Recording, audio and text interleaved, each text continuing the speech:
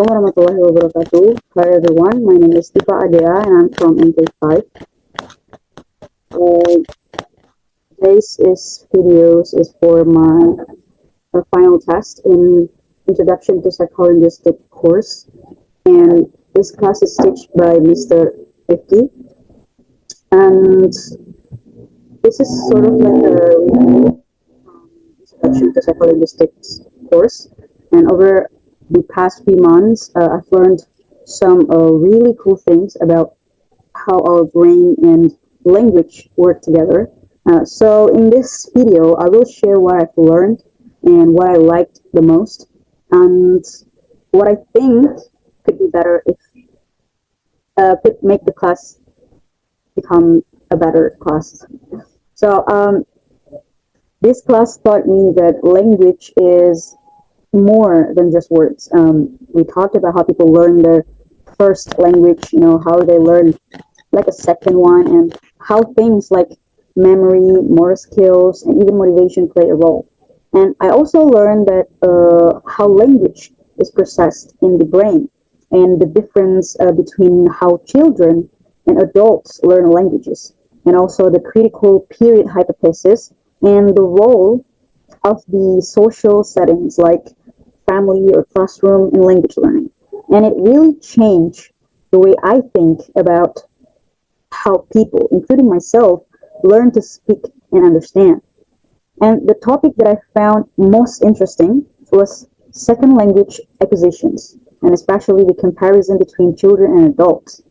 And the only reason why I liked about this topic is because I'm about to be an auntie this month in July, when I am far away from home because I have KKN.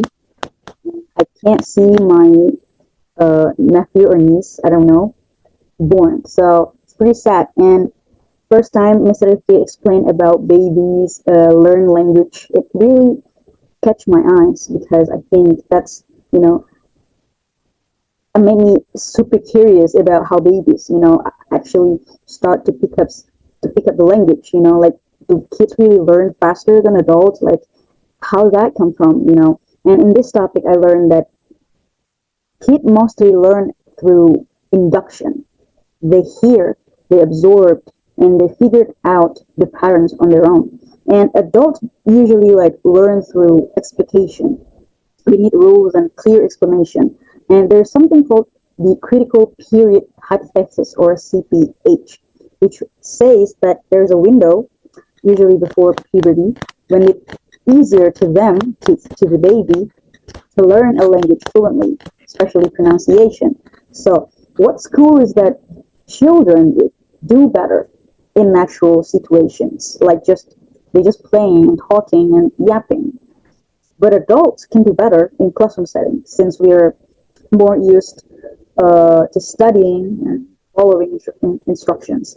And this topic really stuck with me, not just because of my future niece or nephew, but also because it helped me especially understand why some language learners struggles and others don't. And my thought is, I really enjoyed this class. Really, I'm not yapping, but I am really enjoyed this class. It was interesting for me. It makes it kind of like Mr. Rifki's class, one of the reasons why I chose linguistic. I'm in fourth semester, and next semester will be fifth, and it was the time for me to pick up the path between linguistics or literature. So for this class, I chose linguistic. And for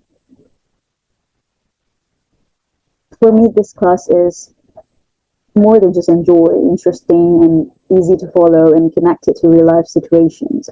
I liked how I didn't just memorize faces, but actually talked about how people think and learn. And it made me think more about how I learn too. But one of suggestions, if I could suggest something, it would be to add more brainstorming at the first hour, when the classes started. like more games. It will be fun, interesting, and exciting, and maybe a short memory test since we are learn about language and brain. So memory test sorry, or like sorry, it's phone calls. Maybe a short memory test, a fun, interesting game like group activities about pronunciation, and I think it would make the class even more fun because it's already fun and engaging. And maybe that's it. Thank you for your time. Thank you for your attention. My name is Tifa Ade A, and my student ID is 23019121. And that was my reflection on introduction to psycholinguistics. And I've really, really learned a lot, and I'm excited to keep learning in linguistics, and especially now that I get to see a little one start their own language journey. So, Assalamualaikum warahmatullahi wabarakatuh.